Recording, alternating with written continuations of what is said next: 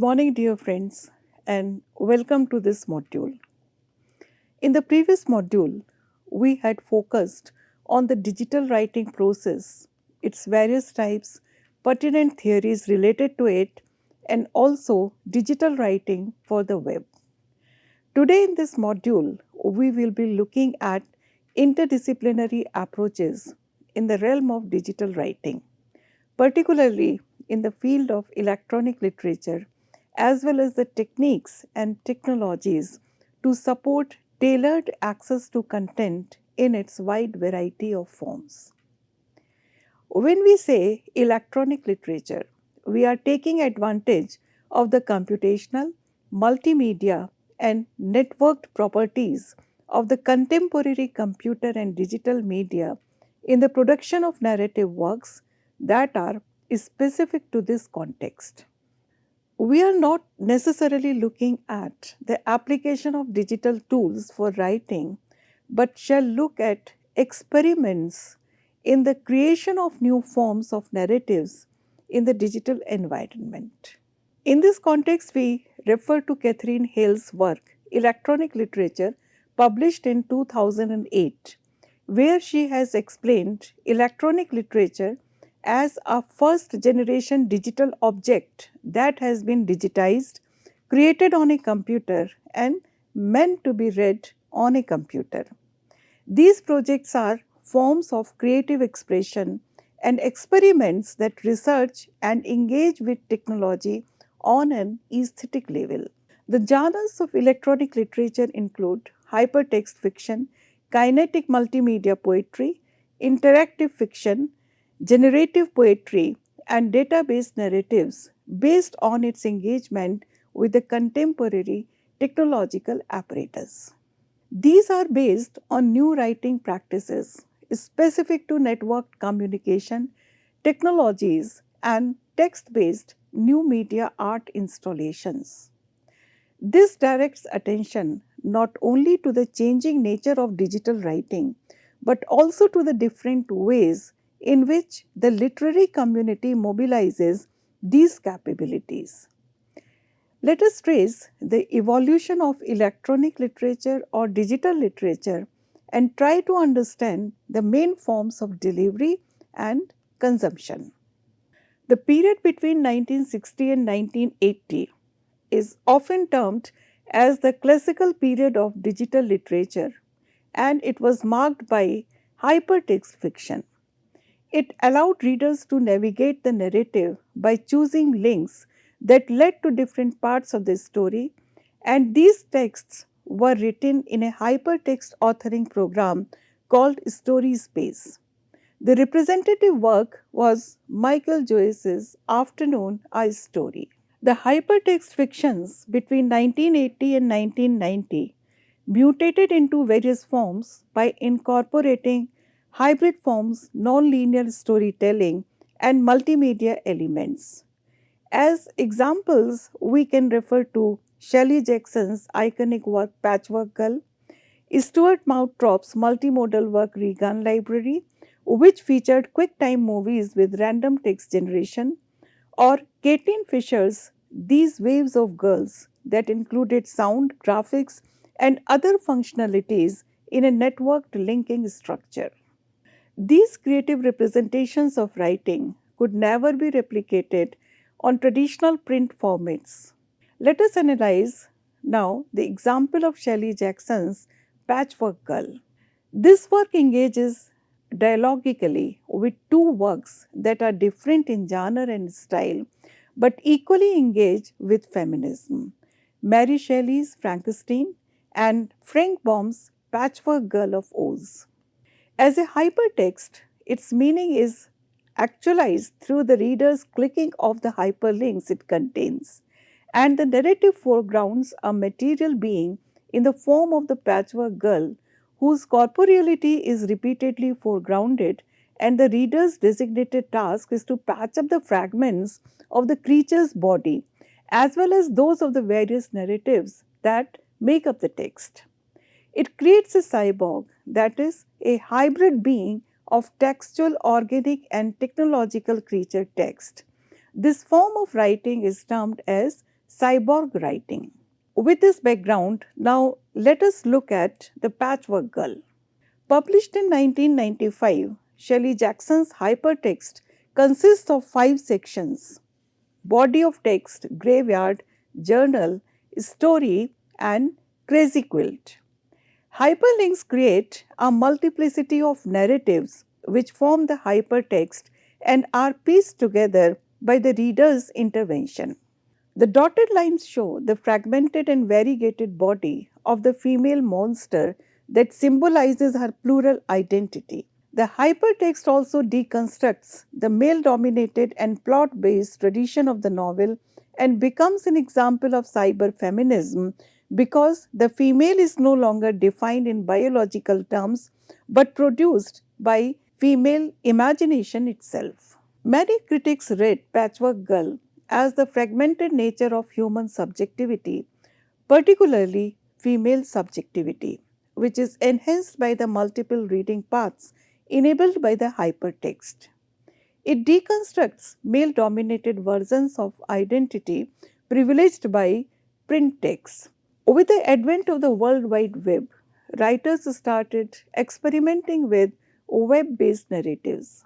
Interactive fiction, or IF, was once a genre that provided a dynamic storytelling experience where players made choices that affected the outcome.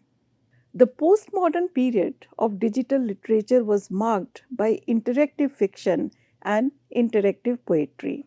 Interactive fiction alternates gameplay with novelistic components, and it makes use of functional metaphors, nonlinear narratives, self referential commentaries and critiques, and metatextual elements to give authority to the user in constructing meanings. The world of Emily Short is a visionary in text based games. She blends non player character dialogue, which is controlled by the computer, and narrative agency of the player.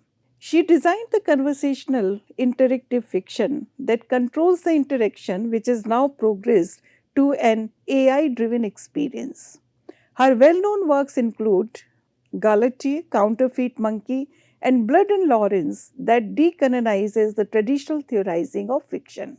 In a way, it can be said that interactive fiction has redefined what it means to read by making it a more embodied and user defined experience. These works are dynamically based on reader inputs and randomization techniques, such is also the case with interactive poetry. Narrative design, world building, and implementation happen within the digital world. This is what the French literary critic Roland Barthes had called as the ideal text, one which associates text with dispersion, multiple authorship, and networked structure.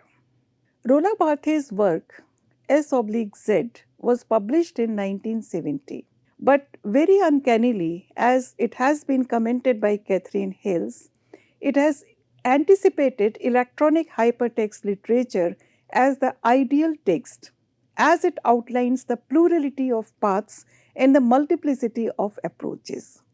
In cyberspace, all ideal texts are self deconstructed because there is no imposition of the dominant and canonical roles of reader and writer. Barthes called this ideal text as the playful, writerly text that consists of a galaxy of signifiers, and it implies that the reader is actively involved in the process of creating a network of meanings. Interactive and polyvocal discourses in hypertext fiction also disrupt the canonical order.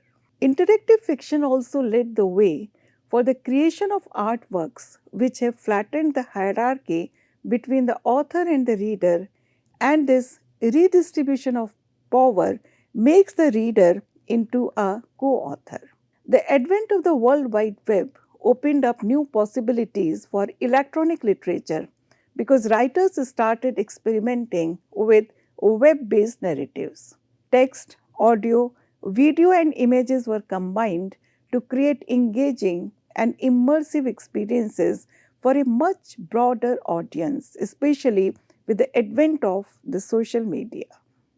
We can say that the contemporary period of digital literature is marked by web based narratives and collaborative storytelling through social media. Collaborative storytelling on social media involves multiple users contributing to the creation of a narrative, often in real time or through iterative contributions. Social media users can start or join collaborative storytelling projects using specific hashtags or prompts. Twitter fiction is an example of collaborative storytelling on social media where stories unfold through a series of tweets. Immersive storytelling experiences are explored by virtual reality and augmented reality, which places reader directly within the narrative. Collaborative storytelling thus brings together participants from various backgrounds, cultures, and experiences. It is this diversity which enriches the narrative, incorporating different voices and perspectives into the story, fostering a sense of inclusivity. Virtual and augmented reality have also opened up new and innovative frontiers. We will discuss this point in detail in the coming weeks. Now, let us look at two examples, one from social media, that is Twitter, and the other a web based novel called The Jew's Daughter. These texts examine and represent the operations of cognition through literary technologies. Ian Bogost and Ian McCarthy conducted a new media experiment by renovating a section called Wandering Rocks from James Joyce's famous fictional story Ulysses into a Twitter performance. Bogost and McCarthy created Twitter accounts for Joyce's main characters and then adapted selected text from Ulysses into tweets. You will also find certain examples mentioned here. They created a database for these tweets and broadcasted these database performances. The Twitter based remix was an attempt to show how media makes accessible the cognitive function of a person's unconscious to others. It also shows how Twitter can be a part of the literary efforts to record the experience of reading someone else's thoughts. This digital practice reminds us of the literary technique of stream of consciousness, which tries to represent human cognition and emotions without any interruption with the help of a text. Tweets are often written in first person point of view and presented as immediate transcription of our cognition. It distributes stream of text thoughts to readers via the web's hypertextual network. The next example we are going to look into is a digital work called The Jew's Daughter, which is a web based novella by Judd Morrissey and Laurie Telly, and also draws inspiration from Ulysses. The Jew's Daughter, published in 2020, depicts a post human understanding of distributed cognition, wherein a character's voice is permeated by information technologies. For example, misspelled words and non human voice for monologues. A succession of individual letters appears in a linear stream, and each letter is programmed to represent a different page and page number to disorient the reader's sense of location. The computer turning pages can evoke a sense of surprise for the reader, as it triggers a different cognitive response compared to reading a linear and conventionally printed text. The work reflexively displays a cyborgic reading practice, that is, human technology hybrid reading practice. This political invisibility of cyborgs through cyborg writing has been discussed earlier when we had talked about Patchwork Girl. The progression of pages in Jew's Daughter shows the involvement of the other reader, that is, the computer, in producing the literary text. This manipulation of the reading experience can impact how the human brain processes and retains information, potentially influencing memory recall and engagement with the narrative. At this point, let's look at a video by a member of the electronic literature organization, Leonardo Flores, where he is talking about the potentials of digital medium. He is also talking about how it can actively shape the reader's experience by playing a dynamic role in shaping the narrative. These textual behaviors, we're used to static. That's what ink does when you put it on paper. You put ink on paper and it will stay there for centuries, even thousands of years, if you preserve those materials well. But digital texts can do many other things. Rather than go through the list, let me show you some examples. So here we have a hypertext, my body. Hypertext is what we're most used to on the web. You have links, you have images, you have static text, and the links are responsive text. You click on it, and it does something. We can have kinetic text. And here, this animation, right, this poem argument, yes, no, is a kinetic, scheduled text operating on a loop. We can see other kinds of behaviors, such as in family tree. When you click on it, you seem to have this sort of static, kinetic text, right? But notice that pointer, and notice what happens as you scroll down, as you move the pointer, it starts to affect the swing of this family tree. You see, that pointer is your symbolic presence in the text, and the text is reading you as you are reading it. So, you become part of the performance.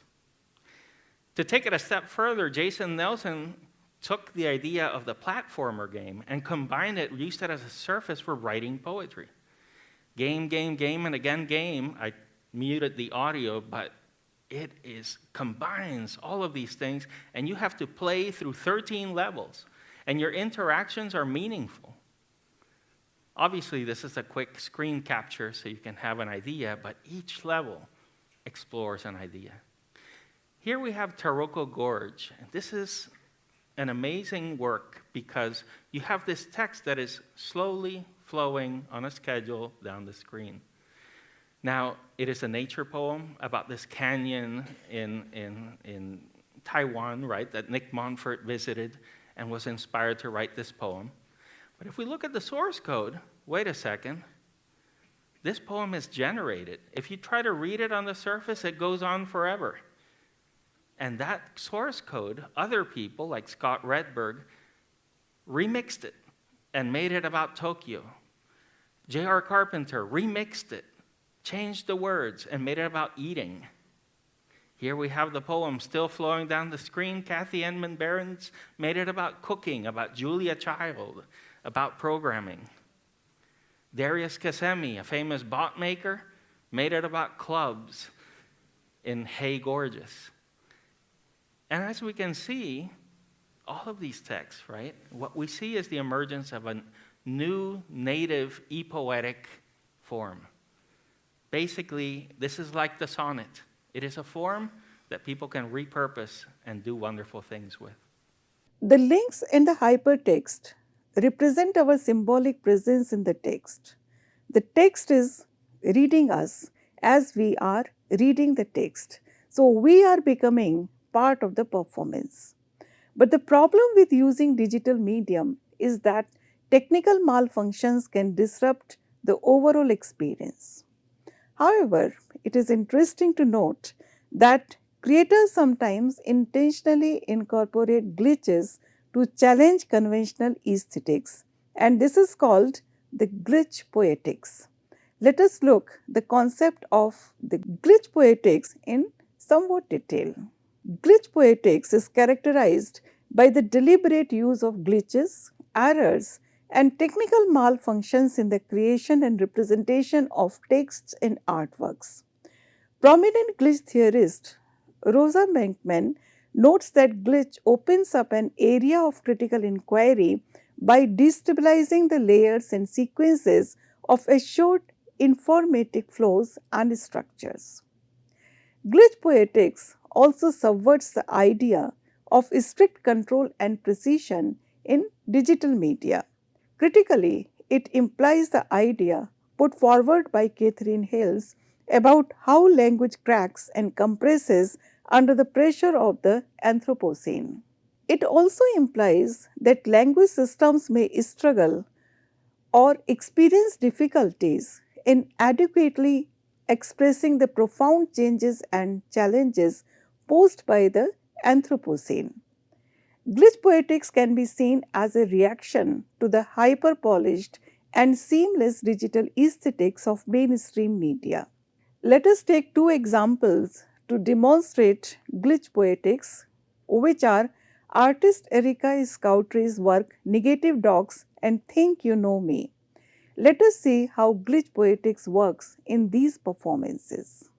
Negative talks consist of a diary whose extracts appear in order of increasing emotional negativity. These extracts are played through a speed reading app, and Scouty reads along until she loses pace with it. It is a performative reading of Scouty's descent into depression and her inability to keep pace with life. And the speed reader is used as a metonymy here to show how neoliberal age technologies push human mental capacity beyond its limit. Scouty explores the flip side of glitch in Now You Tell Me. The performance is based on the text she reads from her phone. She reads directly from auto suggestions provided by her phone, which has learned to speak for her based on a corpus of her blogs, posts, and tweets. The result is a text utterance that is uncannily evocative, textually strange, and overly intimate. These glitches recognize the limits of technology and the infrastructure that surrounds it. Thus, glitch poetics embraces a politics of difference by cutting across the surface of the digital medium into its depth through deliberate bugs and interventions. Digital or electronic writing is inevitably a process that is a result of interaction between the author, reader, text, and software, and it will always be in a state of transition. Electronic media has made possible the coupling of reception and participation, which in turn have produced novel reading, politics, and practices. Let us also look at textual installations, such as a screen, to demonstrate the need for digital works to consider the grammar of bodily interaction as part of meaning attribution. Caves are immersive virtual reality environments where images are projected on four surfaces, three walls, as well as the floor.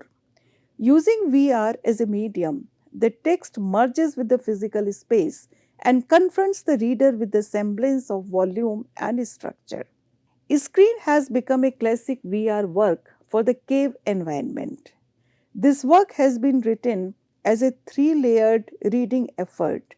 Three texts are projected onto three walls while a voiceover reads the text back to the users, and words become floating objects that can be moved around in a non textual manner. These installations demand material and presence ready literacy competencies.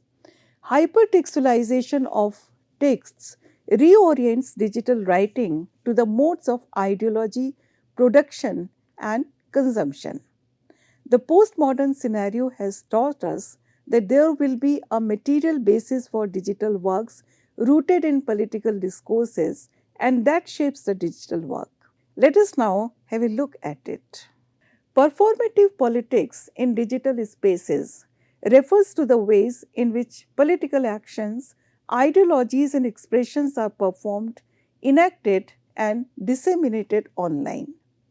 The two examples which we are citing here are that of the refugee project and also the movement of Black Lives Matter. This has paved the way for the post-digital, that is, digital writing beyond the screen. It means that digital writing is complexly imbricated with social, technical, and environmental context, and that it can never be read in isolation. let us understand this further with the help of a contemporary example. Post-digital refers to the pervasive integration of digital technology into various aspects of contemporary life. Post-digital creators emphasize the materiality and tangibility of digital artifacts. Post-digital practices often involve critical reflection on the impact of digital technology on culture, society, and identity. We can refer to the Xenotext project, which is a biopoetic experiment by poet and biochemist Christian Bock. The project seeks to encode a poem into the genetic sequence of a bacterium, essentially creating a living organism that carries the poetic text within its DNA. It explores the intersection of technology, biology, poetry, and art. So, this poetic text by Bock, the Xenotext, consists of words that obey a strict genetic code based on the four-letter DNA alphabet A, T, C, and G. The poem was translated into a genetic sequence and was inserted into the genome of a bacterium, and this is the Xenotext project. In the whole digital writing process, computer code and software are entities that often get overlooked. However, codes are also shaped by ideologies. It influences the ways people interact with technology and each other. Let us look briefly about the key aspects of critical code studies and how it is a part of post-digital writing. Critical code studies involve the analysis and interpretation of computer code as a form of writing, cultural expression, and a site of power dynamics. It investigates the power dynamics embedded in code, including issues related to surveillance, privacy, censorship, and control. The best example is how algorithmic biases can perpetuate social inequalities and ways to mitigate these issues.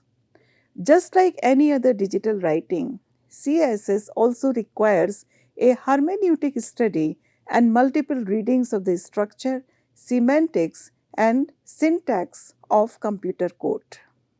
By analyzing computer code through a critical lens, CCS helps to uncover the often hidden ideological and cultural dimensions of technology and fosters a more nuanced understanding of its impact on individuals and society.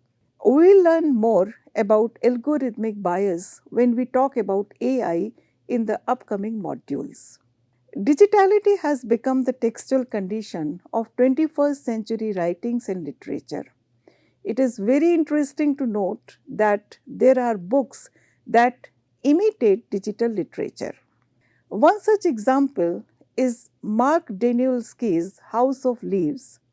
It does not incorporate digital technology, but it imitates an electronic text in ways that change its ontology. The text is richly multimodal, combining text, graphic colors, and non linguistic sound effects. Layered text appears on many pages, for example, like square brackets, etc., signifying indecipherable that hint at unseen text behind the text, just like a hypertext.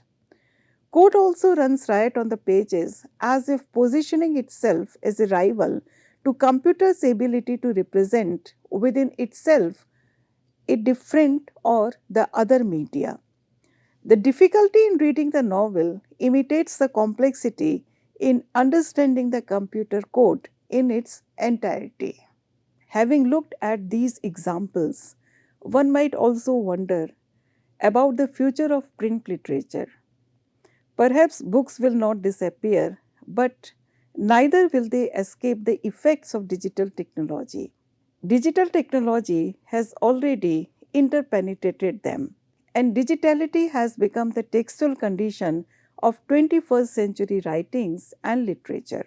The electronic text, being portable and independent of a physical form, has already got a successor that could replace print based books. They are the ebooks published in e-reader platforms.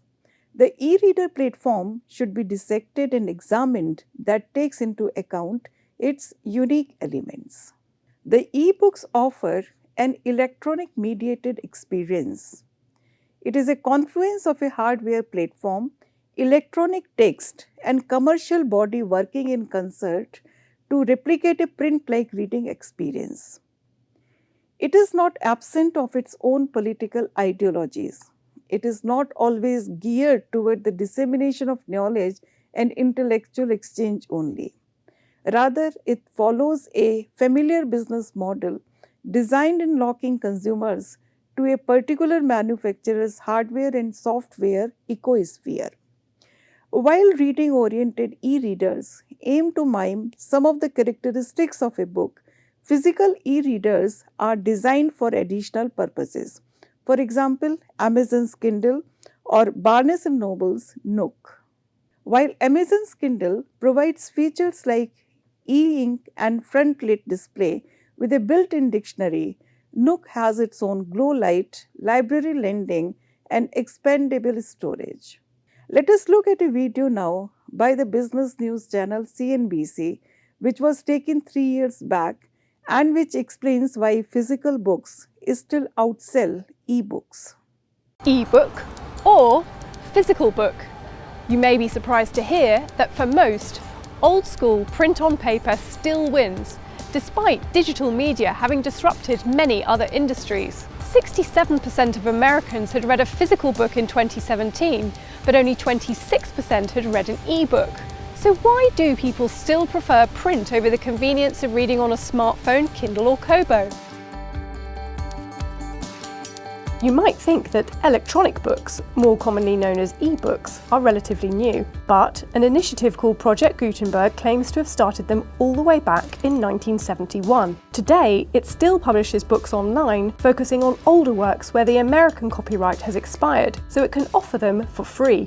The modern e-book came around in 2007 when Amazon launched its Kindle in New York. It went on sale for $399 and was reported to have sold out in just 5.5 hours. By 2010, Amazon announced it was selling more e-books than hardcover printed books. At the time, many questioned the future of hardcovers and their relevance in the digital age. While the Kindle popularized e-books, the book industry is still dominated by physical versions. I met up with Merrill Halls, Managing Director of the Booksellers Association, to learn why. Print's been incredibly resilient, actually. I think the ebook bubble has burst somewhat, the sales are flattening off. I think the physical object is very appealing, so the cover designs are often gorgeous, they're beautiful objects. The book lover loves to have a record of what they've read, and it's about signalling to the rest of the world. It's about decorating your home. In 2018, more than 2.7 billion books in all formats were sold in the US for an estimated net revenue of almost $26 billion for publishers. And that's just the value of all books directly sold by publishers to retailers. Of that amount, around $22 billion worth were printed books, 2 billion were ebooks, and 1.2 billion were audiobooks. In the UK the same year, publisher sales of printed and ebooks topped $8 billion, with printed books taking 4.5 billion of that. Cookbooks they're having a resurgence. Nature writing and nature books are doing incredibly well.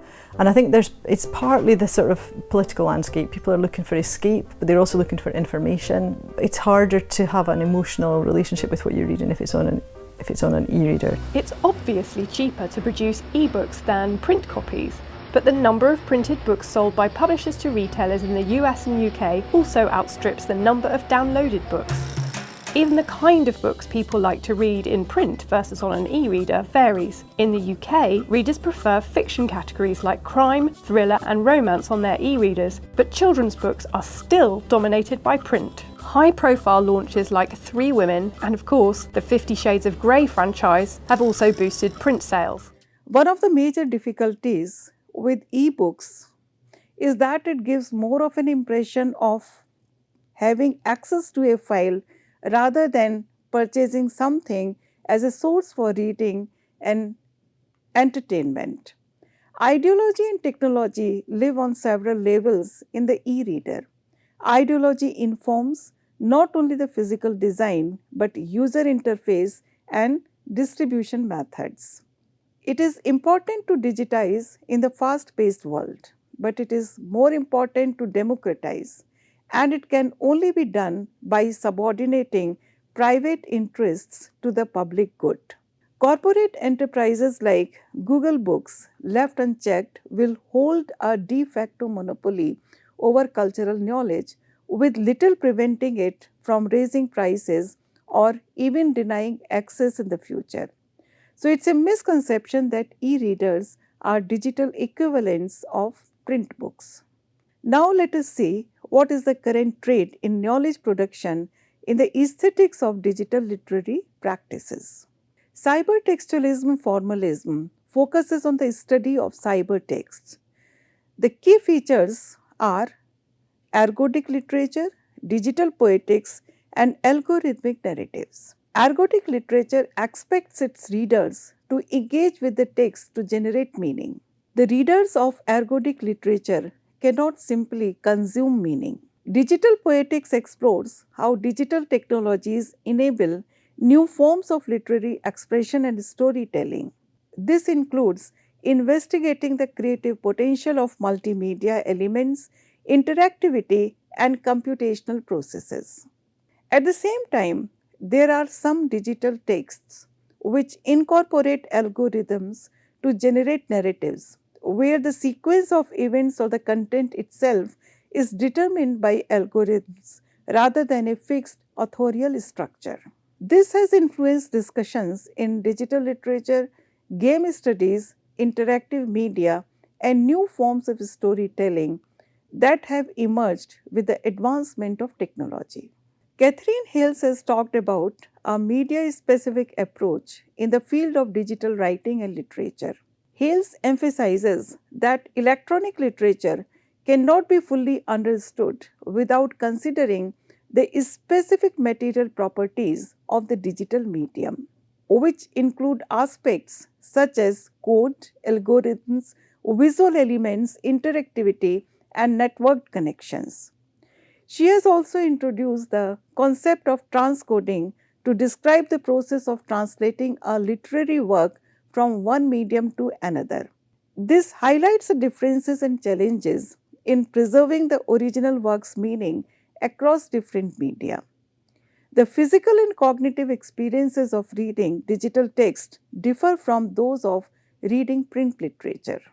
This also encourages scholars to move beyond traditional literary analysis and consider the intricate relationship between form, content, technology, and the reader's experience in the context of electronic literary works. In conclusion, digital and electronic literature have ushered in a new era of literary expression and engagement, challenging traditional notions of textuality and storytelling. As technology continues to evolve, these forms of literature have given rise to various new approaches that enrich our understanding of how literature can be created, experienced, and analyzed. From hypertext and interactive narratives to algorithmic storytelling and generative literature, electronic literature has expanded the creative possibilities available to authors and artists. The media-specific approach advocated by scholars like Catherine Hales emphasizes the importance of considering the material properties and affordances of digital mediums. Moreover, it has also led to cross-disciplinary collaborations, bringing together scholars from various fields such as literature, digital humanities, media studies, and computer science. In the next module, we will be looking more into the area of digital humanities, particularly about the contested nature of digital scholarship, digital materiality, publishing, and its various realms. Thank you.